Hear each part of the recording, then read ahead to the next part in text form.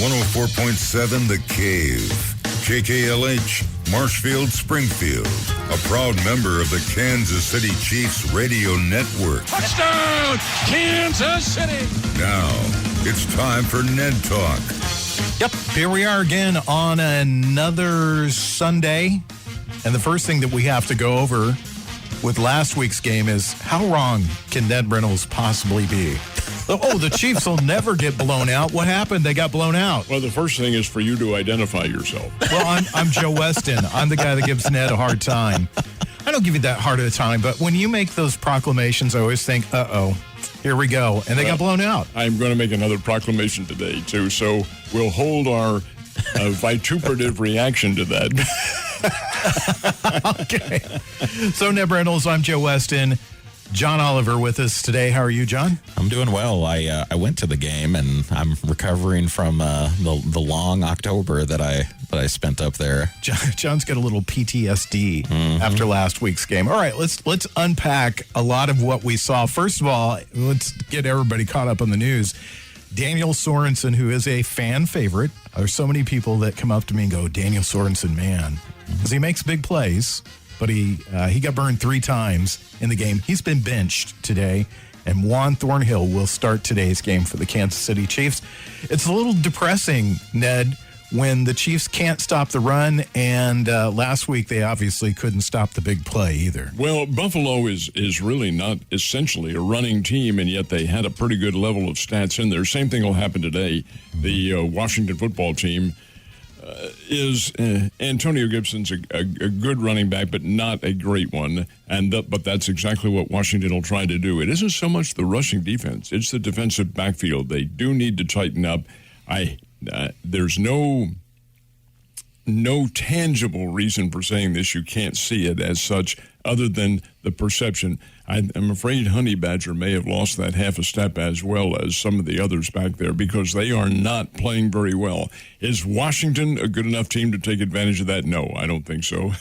Hey, don't write that down either, Weston. That is not to be used as evidence. But I don't think this is going to be that severe a challenge. What do you think, Joe or John? Well, I mean, being at the game and having a bird's eye view of what I saw, I can say this. I love Daniel Sorensen. He's made so many big plays for the Chiefs, but it was hard to watch. He was definitely 2-3 steps behind on most of the routes that Moss, the tight end, ran. You know, it was Diggs burned him on one.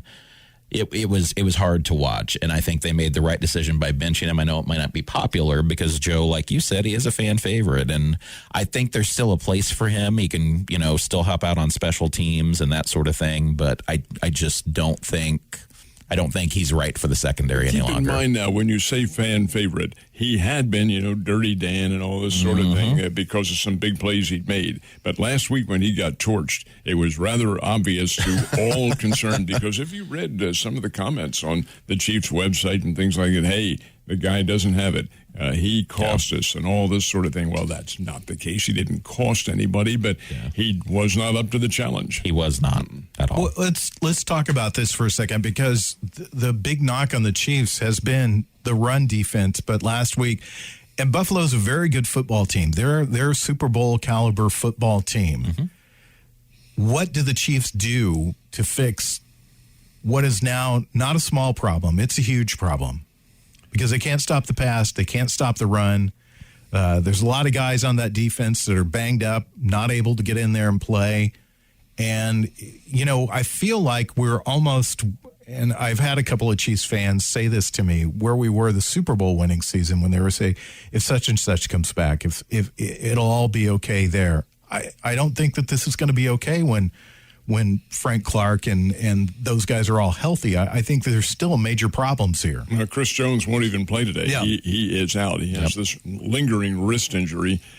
I'll tell you what, Joe, the assessment I'm going to make. I don't think the Chiefs are in a dire set of circumstances. Keep in mind now, they have played some pretty good football teams here in the early part of the season. Today's game is not one of them.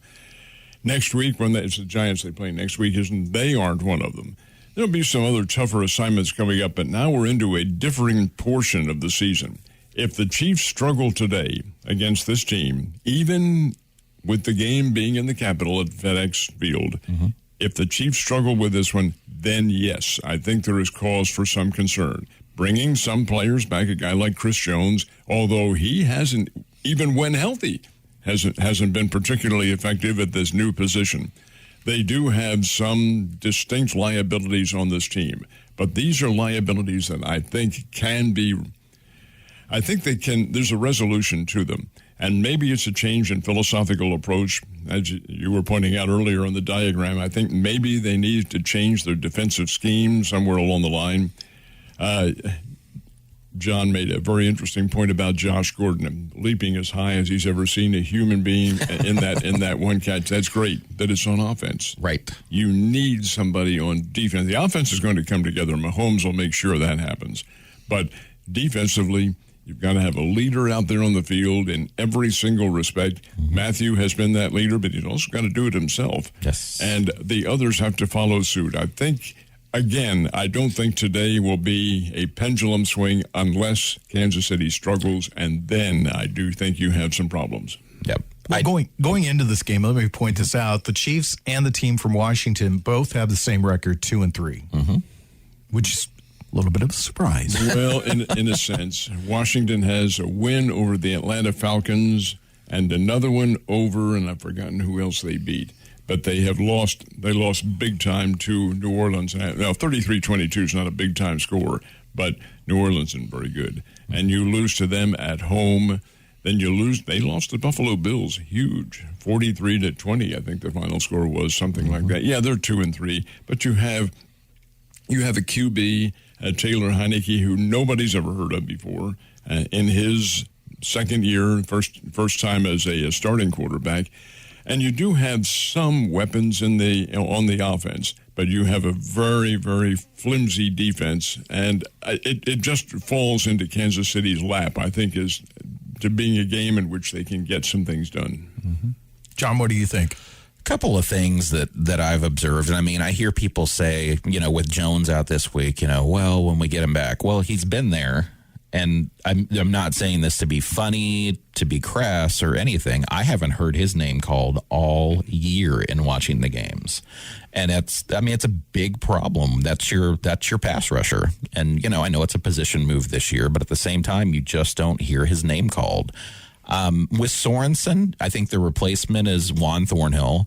And I'll say this, I think that's going to be a vast improvement. Thornhill looked great last year before, the injury. If he's healthy, he can keep up with these wide receivers, and I think he'll make a difference in the secondary. Now, is that enough? That remains to be seen, but I mean, it is an upgrade to me. We've seen a little trickle-down effect with the Chiefs. They came on the first game of the season, and they looked, the offense got it done. The defense did what they needed to do, and they thought, it's the old Chiefs. As Ned, you always say, the bend not break philosophy. And they came up with some big stops late in the game. Then the Ravens game. And then they played the Chargers. And it's just steadily gotten worse. And what's happening now is that at first, they're not stopping the run. Now they're not stopping the pass. And we mentioned this last week. One of the announcers in the game that I watched said, well, this is what the Chiefs defense is designed for, to be up by 14.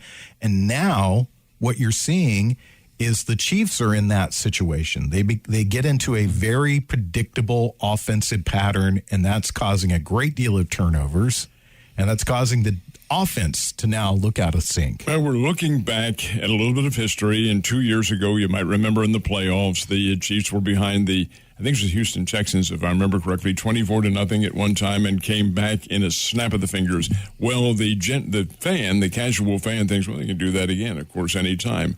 This is pro football, guys, and the best of the best are playing in this game. So you're up against some pretty doggone good teams, which, surprisingly enough, make adjustments. Again, I'm going to focus on the lament that I have made many, many times. We live in an isolated area. We live in only the direct focal point of these teams, so therefore, that's all we hear about. There are other teams in the league, and they're playing to win. Today, I really don't think this is one of them. Washington is just in a level of disarray. They are indirectly involved in the John Gruden situation. There are just so many variables involved with this team. I like Ron Rivera. He's a very good coach. But you've got to have the horses to get out there and play. In regards to Kansas City's abilities, I think this is an important test today, not so much from whether they win or lose, because I think Kansas City wins rather substantially, but how they play, what they play, and what the direction of play is, I think is going to determine a lot. I'll say this, I've picked a lot on the defense this year, and let me pick on the offense for just a little bit from this last game. There were so many false start penalties, I lost count, and those are totally unnecessary. On top of that, I'm sure everybody remembers the interception that went off, Hill's helmet. There's no reason his hand shouldn't have been up on that play. It was just a blown play. Now teams are still continuing to double team Kelsey and Hill. The catch for Gordon that I talk about, as impressive as it was, his vertical on that was a blown pass. It was way overthrown. It was supposed to be for Robinson downfield. He leapt and saved that from either being an INT or a very, very incomplete pass. I would say this.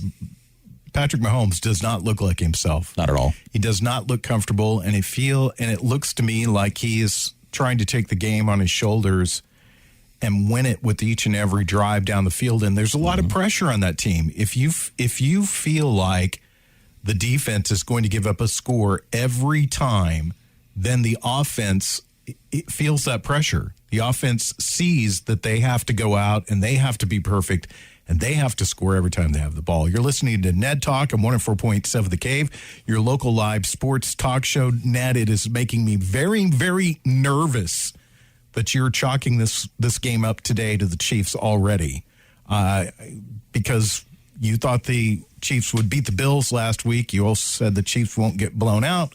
Both those things happened, so you're scaring me right now. I'm only alluding to it now. I have not said that it's going to happen.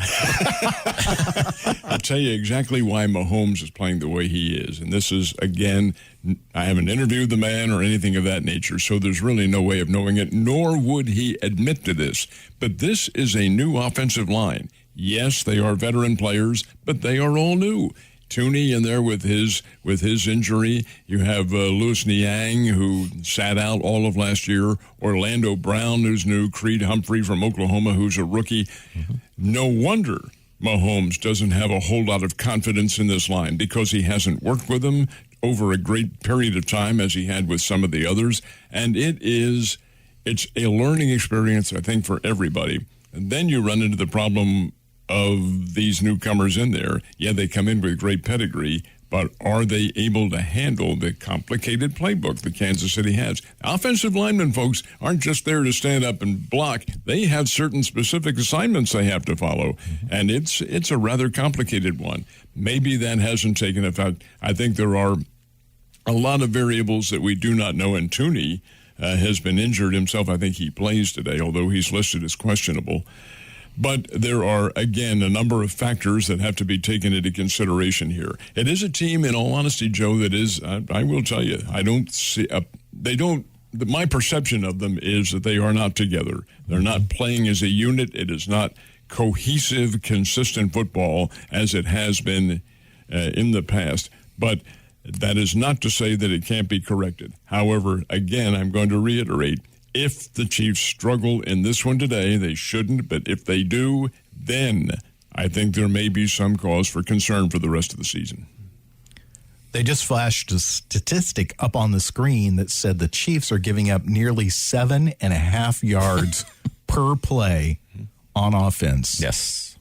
That means first down every other play. Mm-hmm. That also means touchdown on every drive. Right. You cannot subsist that way. But they're also playing against a quarterback, Taylor Heineke, today, who nobody knows. He's a second-year man. He's in replacing Ryan Fitzpatrick, who's been injured. Can he get that accomplished? Mm-hmm. There's where I think maybe the Chiefs have an advantage. One other thing that I'd like to add we haven't touched on yet, Edwards-Helaire, of course, is going to miss a few weeks. That doesn't help at all on the offensive side. It weakens the running game.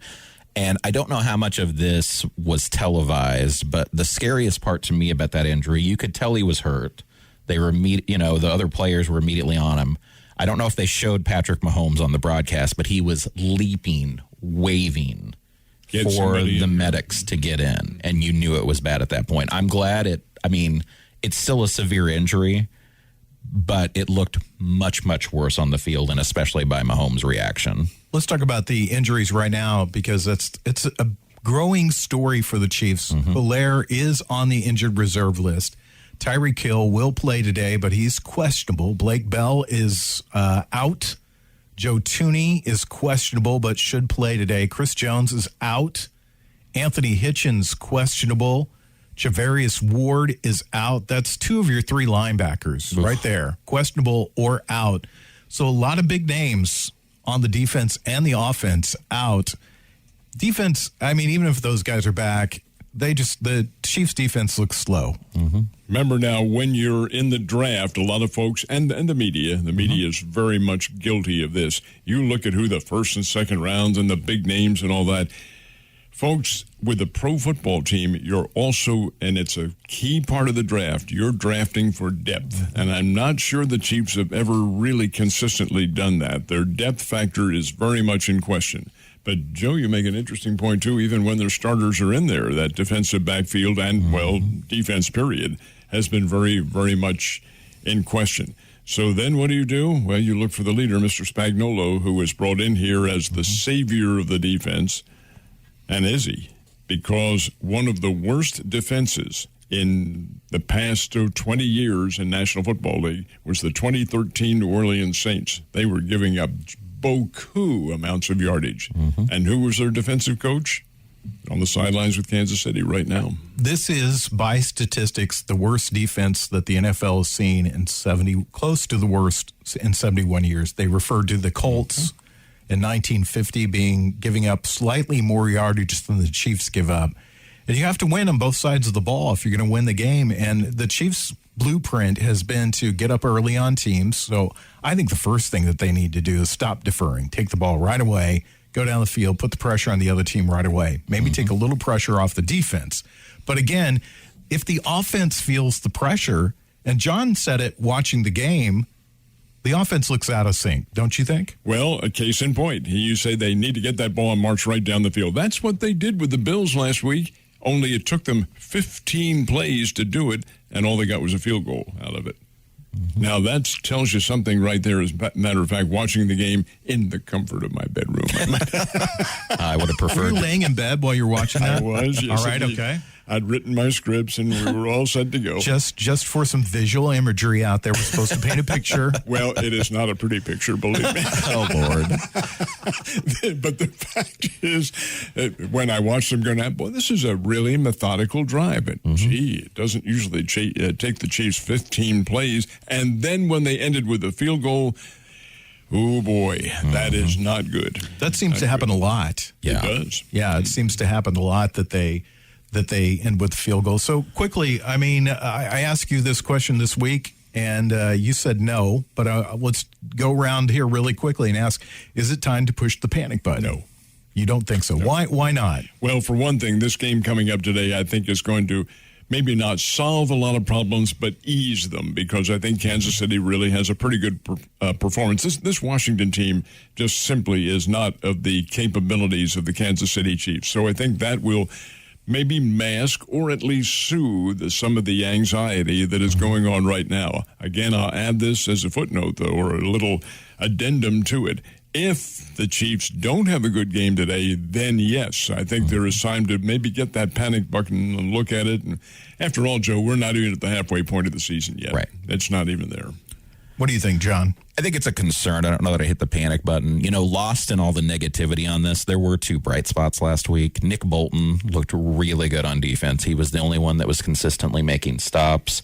And I'll say this, as far as the offense goes, McCole Hardman had one of his finest games, in my opinion. He was kind of the possession receiver. He was the savior that was getting a few short passes, held on to the ball, didn't seem as quite flashy as he has in the past. So I do think it's time for concern. Not panic, but concern. We talked about the injuries going around. Joe Tooney apparently played all last week with a broken hand, so we'll see if he's in there today.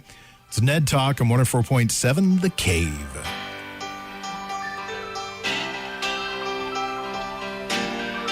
You're listening to Ned Talk on 104.7 The Cave, part of the Kansas City Chiefs Radio Network.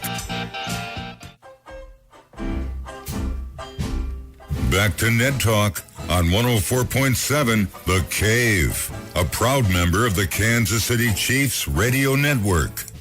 Chiefs Pregame show starts in 25 minutes. Mitch Holtis, Art Haynes, Dan Israel, and the whole crew, they'll get you set for the Chiefs and the Washington football team, as they're now officially known. That's the name they came up with. I don't know. Apparently, it may stick too, Joe. I think that's what they've decided, that they're going to be the Washington football team. Okay, all right, whatever works for you. They still wear the burgundy and gold, though. Yeah, yes, I am. We've talked about this many times, so no need to rehash it. But let's talk about coaching right now. Mm-hmm. Two things. One is, obviously, what Steve Spagnuolo's got going on is not working, and obviously, when the big play is taken away from the Chiefs, something else has to work out.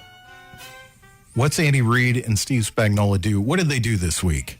Can't speak for Spagnuolo, but on the offense, there are ways of adjusting your offensive scheme. Now, without Edwards-Helaire in there, that's going to be a little difficult to start a running attack. And the other runners are, they're average, but that's what teams are going to start expecting. In terms of your passing offense, your big play offense, I think the Chiefs start to go to Kelsey much more regularly than they have been. The over the middle, it's called dink and dunk. And what you do, it wins. Now, it may not be big plays, and you may not rack up huge scores, but you do accrue a lot of yardage, and you take time off the clock.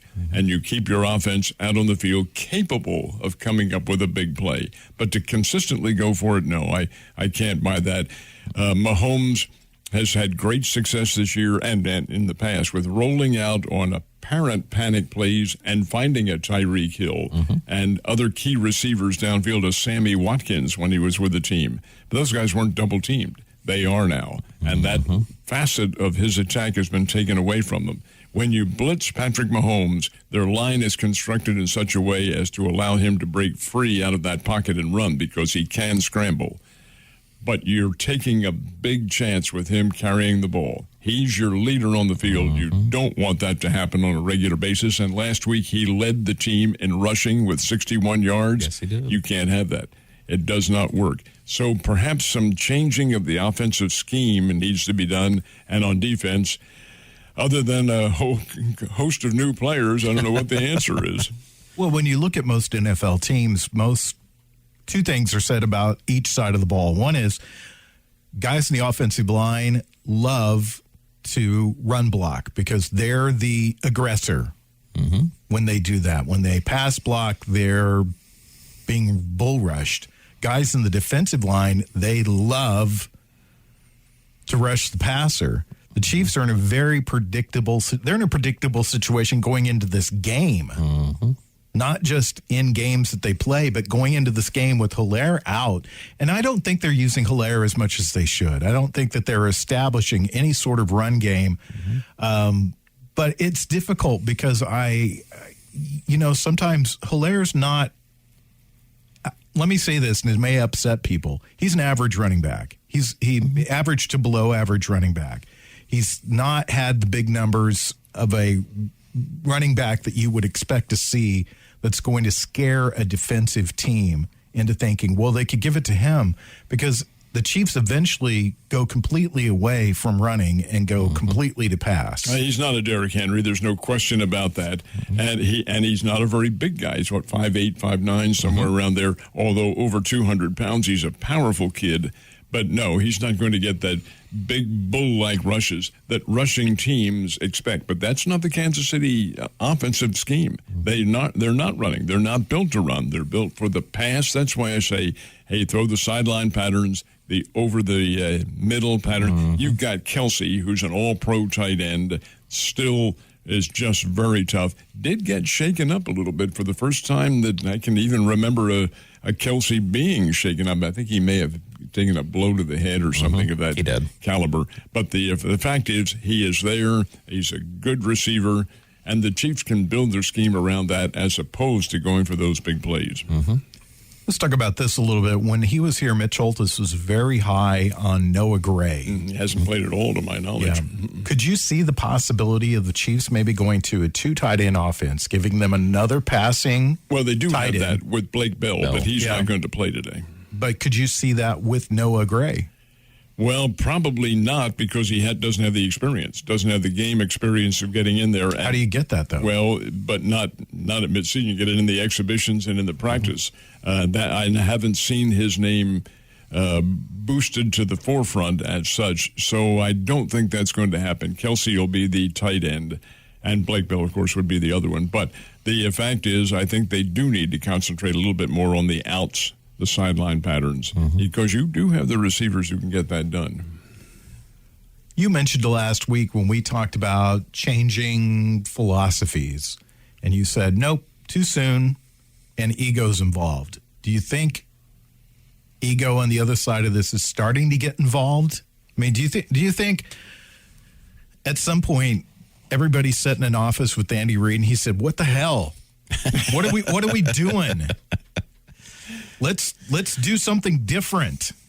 I mean, because you do. I think in anything, whether you're playing football or whether you're, working in insurance or whatever you're working at a car lot, something's got to change at some point if it's not working for you. Joe, nothing lasts forever.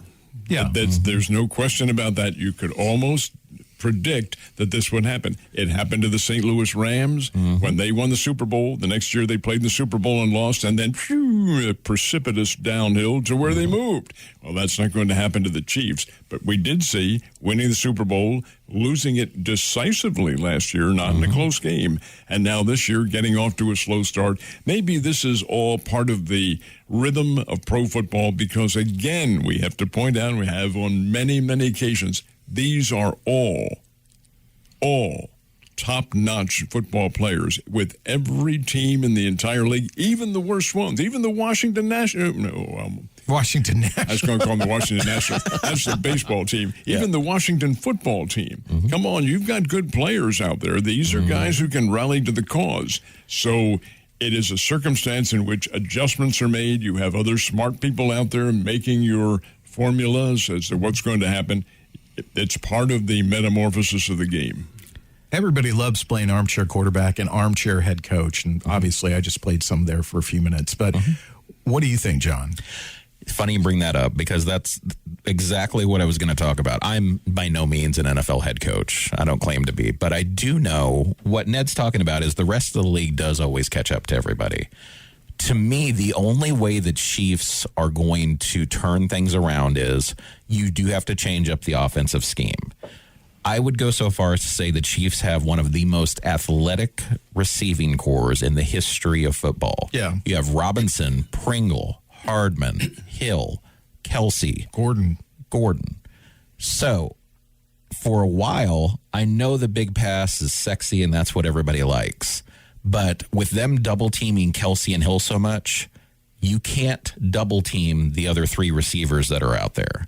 You've got to start throwing some possession passes. Yeah, it may only be a 7-yard gain, but you've got to change the way teams look so they'll stop double teaming them, and then you have that big play. You talked about Hilaire being an average running back. I'd agree with you, or even below average. The problem was coming out of LSU, he was highly touted for his pass-catching abilities. And he hasn't done much of that here. We've seen none of that with Kansas City. None of it. And that takes away a huge facet that would help combat these double teams. One of the things I want to say, you're right. They do have the most athletic wide receiving core, but I don't care if you're athletic if you can't catch the football. Right. And that's the problem, is that I don't think Patrick Mahomes has enough confidence in McCole Hardman, Marcus Robinson, Byron Pringle, Marcus Kemp, and now Josh Gordon's added to that mix, and it takes a while to build that comfort level. And, he's checking down. Hill's covered. Kelsey's covered. And sometimes he's trying to force a pass to those 2 guys because he lacks the confidence in those other guys, and they have to step up. They have to step up. I, by the way, am not an NFL head coach, but I did coach YMCA flag football for 2 seasons, and I would say that does make me some type of expert, all right? We'll be back in just a minute with more Ned Talk.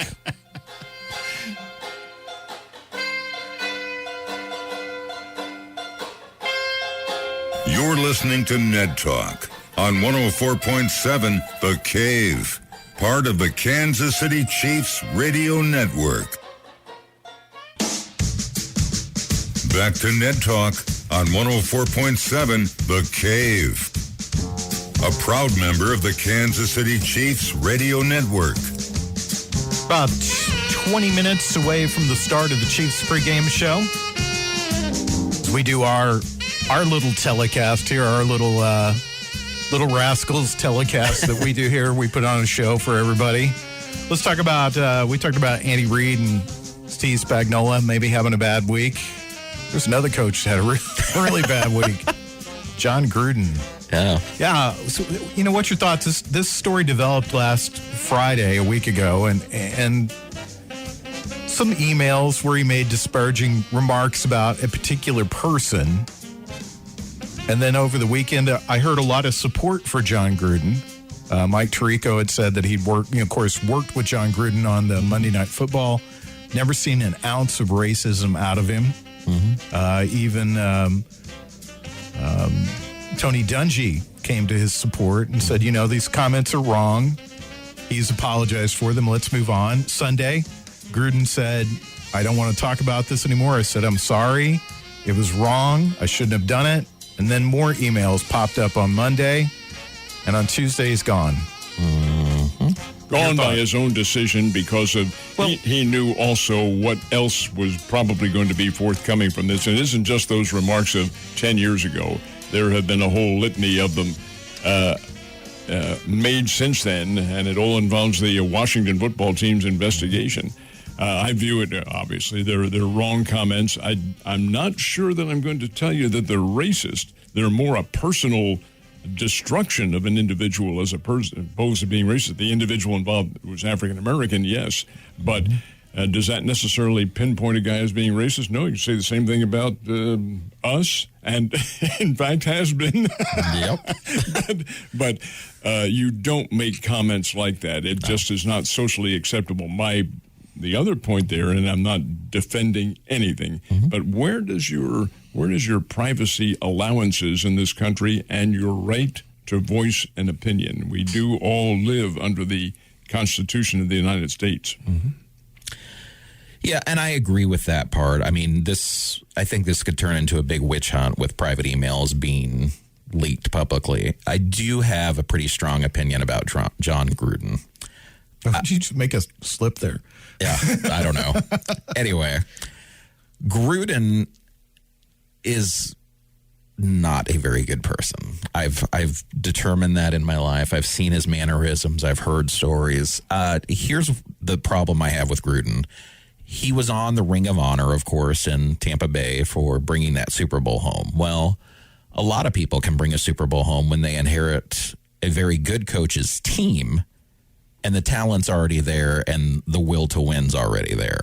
Gruden hasn't impressed me in any other facet. The Raiders started off hot this year, and then they came back down to earth. So at the end of the day, I don't even like Gruden as an analyst when I hear him. He's just very, very cocksure of himself, and I don't enjoy, watching him or teams that are led by him, to be honest. Let's stop and talk about this, because I heard so many people say, John Gruden won the Super Bowl with a team that was built by Tony Dungy. The team he played in the Super Bowl was the team he built, the Raiders, and they were a very good football team at that time. So you have to say he's a good coach, because I don't think in the history of the NFL you've ever seen that before, where the coach was playing the team that he built the year before. And he was able to do something that Tony Dungy was not able to do, and that's push that team over the goal line, to use the sports euphemism. Yeah. But I don't know anything about John Gruden personally. I mean, I've never met the man. The haircut bothers me. Let's just say that. But Mark Davis's haircut bothers me. But I think what I want to ask you guys real quickly is, if we go around the room, is do you think that he left of his own volition, or do you think that he was told, you know what, leave before we fire you? Because Mark Davis came out with very strong words very quickly on Friday against what John Gruden had said. And as you know, the NFL is still somewhat of a players' league when it comes to these decisions. And do you think the team went to the management and said, we're not playing for this guy anymore? In my opinion, it was probably a 70-30 decision, 70% his, Gruden saying, I'm not going to be effective here, and 30% from the ownership saying, we agree, like you to stay as a coach, but it really can't be done. But so, yes, I think it's probably a circumstance in which he did resign, but he knew he had to resign. And you're right. If those comments are taken as racist comments, oh, my goodness, you're playing in a league that is heavily populated with African-American athletes. And if this is perceived as being a diatribe toward them, which I don't think it was, I think it was more a personal insult to an individual who happened to be of that race. But over and above that, it's over, it's done with, and Gruden, in my opinion, made the right decision to step down. Does he ever have a future in the NFL again? I'm afraid that's been fractured. Yeah, well, let's point it out. Don't feel too sorry for John Gruden, because he doesn't have to win an NFL game again for the rest of his life. Right. And he's set. John, what do you think? Was he forced out, or did he do it on his own? I'm going to disagree with Ned a little bit here. I think in the times we live in, where comments like this, especially right now, are held under such a microscope with cancel culture, I will say I do think Mark Davis and the ownership sat down with him to talk, but I think their mind was made up regardless. I think the option was given to resign and save some face. But at the end of the day, I don't think there was an option that he would have been able to stay even if he'd wanted to. No, I agree with you there. There wouldn't have been. That's why I say it's probably 70-30. Yeah, we'll back whatever decision you make there. And that's right. He would not have the backing of players who assume that the media reports. And I'm being very facetious when I wish you could see Ned's face. I wish you could have seen my face when John said cancel culture. Come on, John. You're better than that. Now, this is my former profession, guys, and I have seen it. It's your current profession. Well, only in a sense. I have seen it deteriorate to the point of absolute lunacy now. Mm-hmm. All right, let's talk about another coach that had a bad week, a manager that had a bit of a bad week. Mike got shilted this week. He's out as the Cardinals manager. Let me say this. I know both of you weren't surprised. I was, because he obviously made some adjustments while late, but he made the adjustments, got the Cardinals playing well. They got into the playoffs, and I thought, well, he bought himself another season. But apparently, Cardinals front office, when do you think they made up their mind? I don't think they made up their mind. I think they made up their mind mid-season. What do you think? In all honesty, based on the inklings I've gotten and different things, I think they made up their mind during the postseason. I don't think it was a mid-season determination. Oh, I do. I totally think that they had made up their mind, and they had this all set up and called him into the office, or had the Zoom call and said, so where do you see the Cardinals going? And when he said this, they were like, that's not where we see them going. So I think we need to part ways here. This is probably a pretty short I'm going to break the tie between you guys, and I'm going to side with John. I think that it happened in the postseason. However, I do think the inkling of such a decision may have been made at midseason. You guys stop talking about inkling here. This is a family radio show. The fact remains that they'd had several meetings. The one in which they made the phone call to him was not the first one. There had been several meetings up to that point, and then all of a sudden, Mozeliak and he announces the decision over the phone to him, and they made no bones about it. Schilt was surprised. Everybody was surprised. Here's the key that I think really makes the big difference. The coaching staff, not all of whom are under contract to repeat, but Mozeliak did say, we hope the entire coaching staff returns. Now, wait a minute. You're bringing back the platoon, but you're letting your leader go?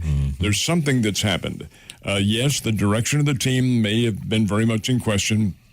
Here's one of the worst things that happened to Schild, in my opinion, was that 17-game winning streak that helped to mask a lot of deficiencies in that ball club. And everybody forgot about it because they did make the playoffs, and they could have gone on. They had the Dodgers on the ropes in that one game. The walk-off homer beat them, but by the same token, I think something happened in terms of a person-to-person disagreement with whom nobody maybe will ever know.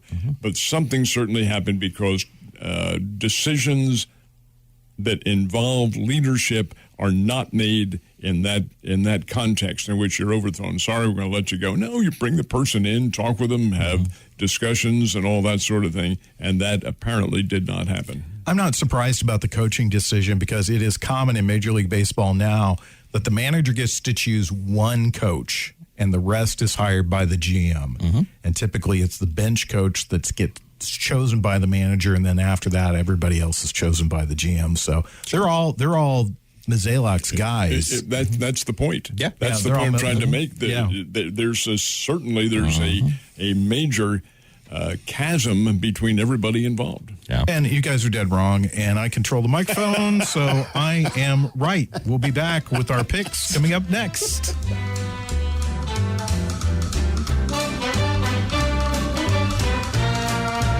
You're listening to Ned Talk on 104.7 The Cave, part of the Kansas City Chiefs Radio Network.